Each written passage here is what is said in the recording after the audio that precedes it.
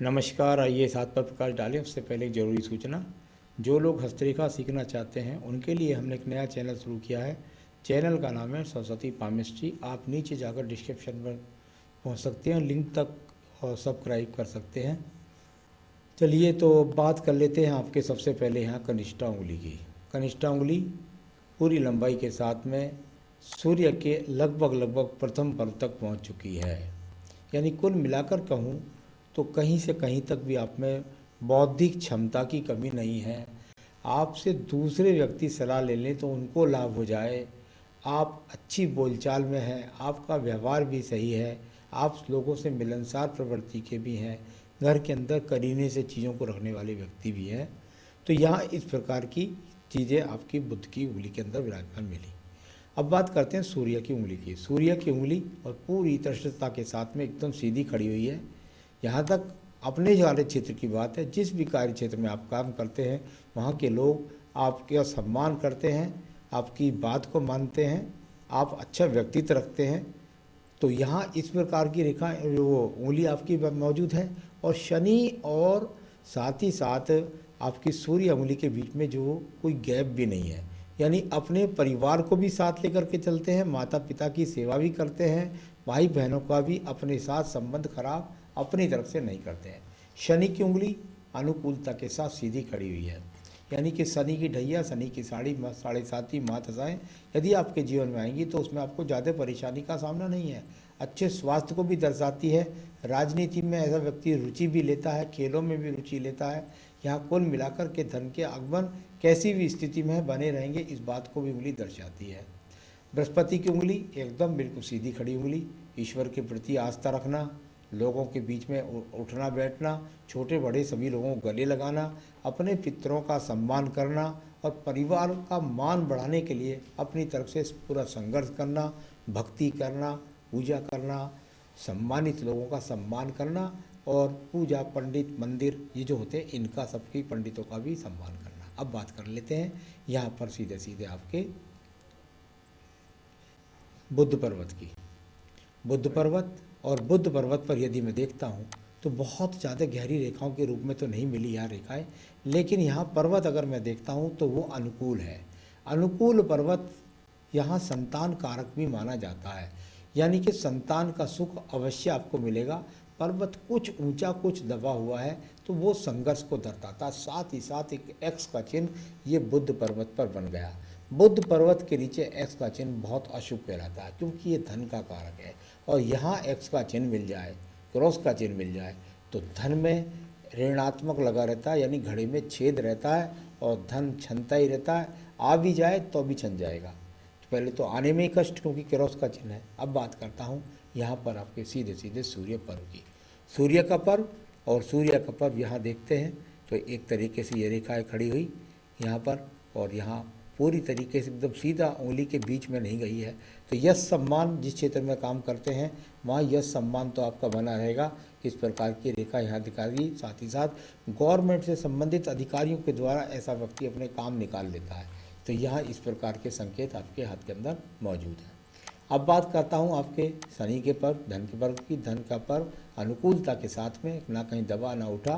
साथ ही साथ यदि इसको देखता हूँ तो बड़ी ही वी का विक्ट्री का चिन्ह भी यहाँ मौजूद है, यानी कि जीवन के अंतिम समय में, यानी कुल मिलाकर के जीवन के ये तो गारंटी है कि जीवन के 55 वर्ष 52वें वर्ष, अब थोड़ा सा और नीचे भी आ रही है रेखा, तो यहाँ 52वें वर्ष के बाद में आपके जीवन के अंदर असली उदय शुरू होगा आपका।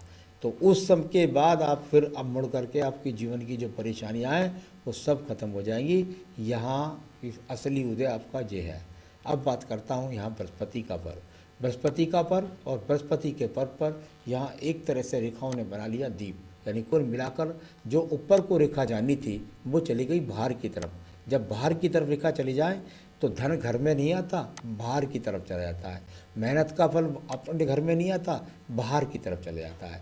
तो रेखाओं ने लिया बल और चली गई बाहर की तरफ, तो उसका पूरा फल नहीं मिलता था। व्यक्ति की कितनी बार आस्था भगवान के प्रति भी हट जाती है। तो इस प्रकार को दिखलाई देने वाली आपकी ये रेखा। एक और बात बताऊं आपको, चलिए आपकी बृहस्पति की रेखा को देखता हूँ, इसको हृदय रेखा, और यहाँ हृदय रेखा के लास्ट में जाकर के भी दीप बना है। जब इस प्रकार का दीप होता है वो शनि पर्वत के नीचे होता है, तो ये भी धन कारक, धन में ऋण में छेद, यानी कुल मिलाकर के धन के लिए जीवन में संघर्ष, कहीं झटके का धन नहीं मिलेगा, क्योंकि राहु रेखा से कोई भी रेखा नहीं जा रही है। तो कुल मिलाकर के जीवन के अंदर दीप है, उधर बृहस्पति पर्व पर दीप है, बाहर की तरफ रेखाएं जा रही हैं, धन आएगा, धन पर बहुत ऋणात्मक लड़ाई करनी पड़ेगी, लेकिन 52 वर्ष के बाद वो सब खत्म। अब बात कर लेते हैं हम आपकी सीधा सीधा मंगल पर्वत पर। मंगल पर्वत और मंगल पर्वत से निकलने वाली संघर्ष वाली रेखाएं, यानी कि कुल मिलाकर व्यक्ति हार नहीं मानता है, संघर्ष करता रहता है। ये आपके पास शक्ति पुंज रेखाएं आपके पास विराजमान है, जो आपको निश्चित रूप से संघर्ष कराने का सामर्थ्य देती हैं। जबकि ये सभी रेखाएं जाकर के आपकी मस्तिष्क रेखा को काट रही हैं, तो मानसिक टेंशन लगातार आपको देती हैं। तो कुल मिलाकर के ये अपने आप में संघर्ष वाली रेखाएं आपके पास मौजूद। आइए बात कर लेता हूँ मैं एक और रेखा के बारे में। ये है आपकी बुद्धि रेखा। बुद्धि रेखा, और यहाँ बुद्धि रेखा जाकर के लास्ट में चली गई, और लास्ट में जाकर इसको क्रॉस रेखा ने काट दिया। यानी कि जीवन में एक ये मंगल रेखा निकल करके यहाँ से आई, सास की रेखा, बुद्धि रेखा, ये इसने जाकर के यहाँ काटा। दो जगह जाकर के निर्णयों के द्वारा, और मंगल पर्वत यानी कि खास तौर से अगर आपका ट्रेडिंग का काम है या टेक्निकल काम है या ज़मीन से संबंधित काम है, तो वहाँ पर अगर देखता हूँ तो ये ढलवां रेखा जाकर 2 क्रॉसों में बदली। यानी कि आपके मस्तिष्क के डिसीजन जो आपको बहुत सही लगते हैं, वो अंत में जाकर के आप या तो हार मान लेते हैं, इसलिए जल्दबाजी में टेंशन ले लेते हैं, हार मान जाते हैं, तो उस कारण से आपको नुकसान का सामना दिखलाने वाली ये रेखा है। कई बार ऐसे व्यक्ति को सरकारी टेंडर्स में भी भारी नुकसान का सामना करना पड़ जाता है, ऐसा भी संभव देखा गया है। कर्ज में भी व्यक्ति को, कर्ज में भी ये रेखा गिरी जाती हैं, और किसी झगड़े झंझट यानी मुकदमे तक की स्थिति में ना पहुंच जाएं, मैं ईश्वर से डर के ये बात कहता हूं। तो चलिए, ये मैंने आपके मंगल द्वितीय पर्व का साथ संबंध बताया आपकी बुद्धि रेखा का। तो बुद्धि रेखा में कमी नहीं है, ये जो क्रॉसिस हैं इन्होंने आपके जीवन को त्रस्त करके रख दिया है। अब बात कर लेते हैं हम आपके बाद, इसके बाद में आपकी सीधी सीधी यहाँ शुक्र पर्व की। शुक्र पर्व, और यहाँ यदि मैं शुक्र पर्व को देखता हूँ तो शुक्र पर्व आपका यहाँ पर बहुत अच्छा नहीं है। कुल मिलाकर साधारण रूप से अगर कहें तो आपके पास में साधन यहाँ पर मौजूद दिखलाई पड़ते हैं। तो यहाँ इस प्रकार का, और यहाँ मंगल रेखाओं की बात कर देता हूँ, सहायक रेखा के रूप में जो होती हैं, उन्होंने भी ज़्यादा नहीं दिया, वो भी छोटे छोटे रूप में ही रही, तो उन्होंने भी आपकी हेल्प नहीं करी, यानी कि भगवान की कृपा आपको यहाँ भी नहीं मिली। केतु स्थान है, केतु स्थान को देखें तो केतु स्थान पर किसी भी प्रकार की कोई रेखा नहीं। आप साधु नहीं बनने वाले, आप सन्यासी नहीं बनने वाले, आप चरित्र से नहीं डिगने वाले। कुल मिलाकर के यदि मैं कहूँ तो यहाँ केतु स्थान पर ऐसा कोई भी नहीं है कि आपको कह सकूँ कि मोक्ष की प्राप्ति होगी। तो इस प्रकार की रेखाएं। चंद्र पर्वत को देखते हैं, नीचे वाले चंद्र पर्वत में एक जूम सा बना हुआ है, ये व्यक्ति के अंदर एक तरह से भंवर का संघर्ष को कहलाता है। तो ये अपने आप में संघर्ष की को दर्शाने वाला यहाँ पर ये रेखा है। व्यवसायिक रेखाओं की बात करता हूं तो अगर इनको मैं व्यवसायिक रेखाओं के रूप में भी गिनता हूं तो व्यवसायिक रेखा भी देखिए आप जाकर के एक्स का ही रूप बना लेती हैं, यानी कि व्यापार में लगातार असफलता को दिखलाती हुई ये रेखा यहाँ पर मौजूद है। अब बात करेंगे हम आपकी भाग्य रेखा की। भाग्य रेखा, और ये भाग्य रेखा है। अब आप खुद ही देखिए कि भाग्य रेखा में कितनी सारी राहु रेखाओं ने काटा है। 1 2 3 4 5 6। तो यहाँ पर आखिर में जो कट है, आखिर का आपका जो कट है, वो आपके जीवन के समझिए 47 से 48वें वर्ष है। यानी मैं ये कह सकता हूँ कि यहाँ से आपका जीवन में थोड़ी सी अच्छी शुरुआत होगी आने वाले दिनों में, परंतु अच्छी सफलता वो आपके 52वें वर्ष के बाद ही आपको मिलेगी, ये आपके हाथ ने बताया। तो यहाँ कुल मिलाकर के वास्तव में बहुत संघर्ष करके ये सीढ़ियाँ सी बन गई हैं। इसका मतलब होता है आदमी एक सीढ़ी चढ़ा, रुका, एक सीढ़ी चढ़ा, रुका, एक सीढ़ी चढ़ा, रुका। तो ये बहुत संघर्ष आपके जीवन के अंदर इन्होंने बनाया इन रेखाओं ने। तो चलिए, तो भविष्य कैसा? बिल्कुल बेहतरीन। अभी आपका जो है 46-47 में से ठीक ठीक चलने लगेगा और बेहतरीन जीवन 52 वर्ष के बाद। राजनीति में भविष्य बिल्कुल ट्राई ना करें, राजनीति में कोई भविष्य नहीं है, राजनीति वालों से काम निकाल लेंगे आप, ये है। बड़ा काम हाथ में आकर चला जाता है। चलिए, वो तो सब दिखाई दे गया, बता ही दिया मैंने रेखाओं से।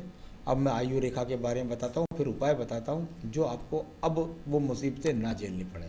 आयु रेखा को देखता हूँ तो आयु रेखा यहाँ पर ठीक ठाक है, कुल मिलाकर बहुत अच्छी खासी आयु रेखा, लगभग 79-80 वर्ष की यहाँ पर आपके हाथ की रेखा यहाँ पर दिखलाई पड़ती है। तो आयु रेखा भी बेहतरीन तरीके से है।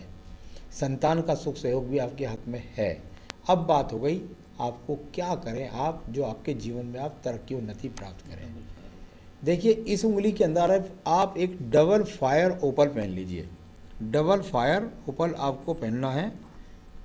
अब यहाँ पर थोड़ा सा हैवी पहनना पड़ेगा, अपने वेट से थोड़ा हैवी आपको मिल जाता है तो ठीक है, नहीं तो मैं दिखला दूंगा, ऑनलाइन पहुँचा भी सकता हूँ। अब बात है कि अपने जीवन के अंदर आपको सफलता ही मिलती रहे। तो यहाँ से आपको, क्योंकि जो अड़चने ज़्यादा हैं तो उनके लिए यहाँ आपको रोजाना संकट नाशन गणेश स्रोत, यानी कि संकट नाशन गणेश स्रोत का नित्य अपनी पूजा में पाठ कीजिए, रोजाना पाठ कीजिए संकट नाशन गणेश स्रोत का, ये तो आपको करना है। साथ ही साथ हनुमान अष्टक भी पढ़े, तो ये सब कीजिए।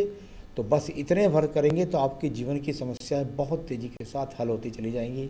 आपको जीवन में प्रगति मिले, आपको सम्मान मिले, आपके सब कार्य सफल हों, यही मेरी शुभकामनाएं। नमस्कार।